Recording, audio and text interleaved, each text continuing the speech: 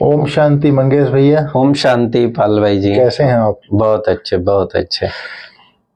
तो आज हम लोग 28 जनवरी 2025 की मुरली रिवीजन कर लेते हैं। आज बाबा ने कहा है, मीठे बच्चे, पास विद ऑनर होना है तो श्रीमत पर चलते रहो, कुसंग और माया के तूफानों से अपनी संभाल करो। तो इसमें दो तीन बातें हैं, एक तो श्रीमत, हाँ, दूसरा कुसंग और माया, पास विद ऑनर होने के लिए। हाँ जी, हाँ, जैसे कल बाबा ने कहा था कि पास विद ऑनर होंगे तो कर्मातीत, और कर्मातीत होंगे तो विष्णुपुरी में जाएंगे। आज जैसे उसको क्लियर कर रहा है बाबा कि पास विद ऑनर तो होना है, लेकिन कैसे होंगे? तो श्रीमत पर चलो और माया से, कुसंग से, व्यर्थ से बचकर रहो तो पास विद ऑनर हो जाएंगे। आगे श्रीमत से अगर विपरीत मन मत पर चलते हैं या रावण की मत पर चलते हैं, मन मत पर चलना ही क्या है? परमत है। परमत है। मन मत, परमत, ये सब चीजें जो हैं श्रीमत से दूर ले जाती है। ये मन मत, परमत ही कुसंग और माया का रूप है जो पास विद ऑनर बनने नहीं देगी। फिर बाबा ने आज प्रश्न में बोला है, दो प्रश्न है। बाप ने बच्चों की क्या सेवा की जो बच्चों को भी करनी है?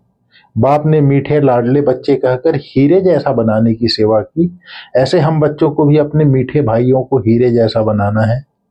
इसमें कोई तकलीफ की बात नहीं है, सिर्फ कहना है बाप को याद करो तो हीरे जैसा बन जाएंगे। बिल्कुल, बाबा की याद के बगैर बन ही नहीं सकते हैं। और कल भी आपको याद हो पाल भाई, कल बाबा ने कहा था कि बाप दादा दोनों मेहनत करते हैं बच्चों को सुधारने के लिए। तो यही मेहनत है बाबा की कि बाबा ज्ञान भी देता है, बार बार वो समझाता है, जबकि हम कितनी गलतियां करते हैं, लेकिन बाबा उन गलतियों को नजरअंदाज करते हुए भी हमको बार बार सुधारने के लिए समझाता रहता है। और दूसरा प्रैक्टिकल या अनुभव है सभी के कि बाबा हमको जगाता भी है। बाबा अमृत वेले जगाता है, बाबा रोज मुरली सुनाता है, मुरली बाबा की तरफ से हमको मिलती है। फिर हर कर्म में बाबा हमारा साथ देता है। हमारी कोई समस्या होती है तो हम दिल से बाबा कहते हैं और बाबा हाजिर हो जाता है, या बाबा उसमें हमको मदद करता है, या बाबा बुद्धि को टच। तो ये इस प्रकार की सारी मेहनत बाबा करता ही है ना। बाबा 24 आवर्स बिजी रहता है बच्चों के लिए।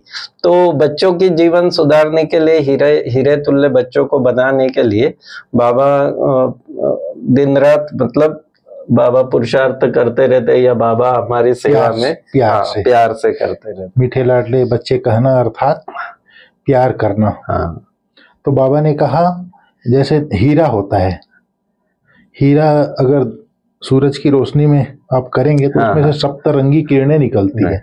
उसी प्रकार हम आत्माओं का जो 7 गुण है, बाबा की याद से सातों गुण भर जाते हैं और हम सतो प्रधान बन जाते हैं, अर्थात हीरे जैसा बन जाते हैं। ये भी बात है ना। राइट। फिर आज बाबा ने दूसरा प्रश्न बोला है, बाप ने कौन सा हुक्म अपने बच्चों को दिया है? उत्तर है, बच्चे तुम सच्ची कमाई करो और कराओ, तुम्हें किसी से भी उधार लेने का हुक्म नहीं है। तो आज बाबा ने कहा तुम कोई से उधार ले तो 21 जन्म के लिए भर भर कर देना पड़ेगा। अगर हमने किसी से उधार ली, फिर छूट गया तो 21 जन्म भर के उसको देना पड़ेगा। इसलिए तुम्हें किसी से उधार लेने का हुक्म नहीं है, बोलता है बाबा। ये बहुत संभाल करने जैसी बात है संगम युग पर। हालांकि इसमें बहुत भाई बहने ढीलापन रखते हैं, लेकिन जो बाबा ने कहा ना कि अगर अचानक शरीर छूट गया तो वो उसका बहुत कर्जा सहित देना पड़ेगा उसको। इसलिए जरूरी है कि हम जो भी कारोबार करें अपने पास जितना है उसी हिसाब से करें, औरों से उधार लेके कुछ करने की आवश्यकता नहीं है। ये क्या उधार माना? उधार तो कर्ज ही है ना। कर्ज ही है ना। कर्ज एक मर्ज है, बीमारी की तरह है। राइट। उसमें न तो अगर उधार लिए रहेंगे, मांगने वाला कोई भी टाइम आ सकता है। बिल्कुल। अगर मांगने वाला आएगा, हमारे पास पैसा नहीं है तो इज्जत भी जाएगी और बाबा से योग भी नहीं लगेगा, वो बार बार मांगेगा। तो इसलिए उधार लेने की हुक्म ही नहीं है, बाबा बोलता है। फिर आज गीत बजा है, इस पाप की दुनिया से कहीं दूर ले चल। तो उसके लिए पाप की दुनिया से दूर ले जाने के लिए बाबा ने युक्ति बताई है, मन मना भाव बाप को याद करो। इस पाप की दुनिया से दूर अगर जाना है तो मन मना भाव होकर रहो, बाप को याद करो, बाबा बोलता है। तो इस तरह से आज बाबा ने कहा है। फिर बाबा ने कहा है इस पढ़ाई में गफलत नहीं करनी है। कोई भी पढ़ाई वो गफलत करेंगे तो मार्क आएंगे, गफलत करेंगे तो परसेंटेज डाउन होगी। तो इसलिए अगर उच्च पद पाना है तो पढ़ाई में आलस से अलबेलापन तो होना ही नहीं चाहिए, स्टूडेंट में तो ये होना ही नहीं चाहिए। और हमारा तो खास टाइटल है गॉडली स्टूडेंट, इसलिए हमको सदा पढ़ाई पर भी ध्यान देना है, पढ़ाई का चिंतन करना है और अलर्ट और एक्यूरेट रहना बहुत जरूरी है गॉडली स्टूडेंट के नाते। हमारी पढ़ाई तो उस पढ़ाई से बहुत ज्यादा इम्पोर्टेंट, बहुत ज्यादा इम्पोर्टेंट, क्योंकि ये सारे दिन की हमारी दिनचर्या होती है। राइट। हमको क्या करना है क्या नहीं करना है, अगर इसमें हम गफलत किए, अलवेला किए तो फिर तो बहुत बड़ी मिस कर रहे हैं, चूक जाएंगे, जो हमारा एम है उससे भटक जाएंगे। फिर बाबा ने कहा सुदर्शन चक्रधारी बनकर रहना है, हीरे जैसा बनाने की सेवा करनी है, सुदर्शन चक्रधारी बनकर रहना है। निरंतर स्वयं का चिंतन, आत्मा का चिंतन, आत्मा के जो चक्र में आत्मा का पार्ट है उस प्रकार, और हर एक को भी उसी हिसाब से देखना कि भाई जो भी है हर एक आत्मा पार्टधारी है इस ड्रामा में। तो ऐसे चिंतन माना बुद्धि में व्यर्थ की और बातें चलने के बजाय अगर हम अपने चिंतन में रहे या स्वदर्शन में रहे तो उसमें उन्नति होती रहेगी, बाकी तो सब नीचे ही ले जाने वाला है। बाबा ने एक बार बोला था सुदर्शन चक्र फिराना माना औरों को सुख देना। अच्छा अच्छा अच्छा। जो सुख में हम आप रमण कर रहे हैं तो वाइब्रेट करता है, तो सुख देता है। बिल्कुल। और जो सुदर्शन चक्रधारी होगा वो स्वचिंतन भी करेगा। स्वचिंतन करेगा इसका मतलब है स्वचिंतन उन्नति की सीढ़ी है और परचिंतन पतन की जड़ है। तो ये स्वमान, स्वचिंतन, स्वदर्शन, स्वस्थिति और स्वराज्य अधिकारी, ये पांचों चीजें एक लाइन में आ जाती है। हम स्वदर्शन चक्रधारी हैं तो स्वमान में भी रहेंगे, स्वचिंतन भी कर रहे हैं, हमारी स्वस्थिति भी श्रेष्ठ बनेगी, स्वराज्य अधिकारी भी बन जाएंगे। तो स्वदर्शन चक्रधारी बहुत बड़ी बात है। फिर बाबा ने कहा है अपनी पुरानी सब चीजें एक्सचेंज करनी है। मूल बात तो संस्कारों की है पाल भाई, के संस्कार एक्सचेंज कर लिए, जो पुराने संस्कार बाबा को दे दो और बाबा से नए दैवी संस्कार ले लो। तो और चीजें तो खैर बाबा क्या लेगा इस पुरानी दुनिया की, कलियुगी दुनिया की और नरक की, और है क्या ठिक्कर ठोबर ही है जो कुछ है पुराना। तन भी कैसा है, तन भी रोगी है, धन कैसा है वो भी ऐसे ही है, मन भी हमारा मैला है समझो। तो जो कुछ है माना संस्कारों को अगर बाबा को ये सब दे के हम बाबा की तरफ से अच्छी पॉजिटिव चीजें ले ले तो वो हमको हीरे तुल्य बना सकते हैं। बाबा ने कहा कुसंग से अपनी संभाल करनी है। तो मेरे को ये समझ में आ रहा था कुसंग, सबसे पहले तो हमारा देह 5 तत्वों का बना हुआ है, इसके भान में आना ये सबसे पहला कुसंग है। फिर तो अन्य आत्माओं के संग करते हैं, बुरे मनुष्यों का संग करते हैं, परचिंतन करने वालों का संग करते हैं, वो अलग बात है। तो इसके ऊपर प्रकाश डालिए। संघ, अब संघ की तो बात ऐसे हो गई है पाल भाई के संघ के लिए हमको तो किसी दूसरे के संघ में भी जाने की जरूरत नहीं रही है। अब हमारी जेब में ही ऐसा संघ आ गया है माया का। खैर है तो वो साइंस का साधन, यूज कैसे करना है, पॉजिटिव रूप से यूज करना है, निगेटिव, लेकिन ओवरऑल वायुमंडल ऐसा बन गया। और आप देखेंगे मोबाइल खोलते ही इस प्रकार का बहुत कुछ आ जाता है कि न चाहते भी व्यर्थ की तरफ व्यक्ति चला जाता है। तो कहने का भाव कि ये सब चीजें ना, इसीलिए बाबा कहता है कि कुसंग से माना कलियुग है, फुल 100% रावण राज्य है।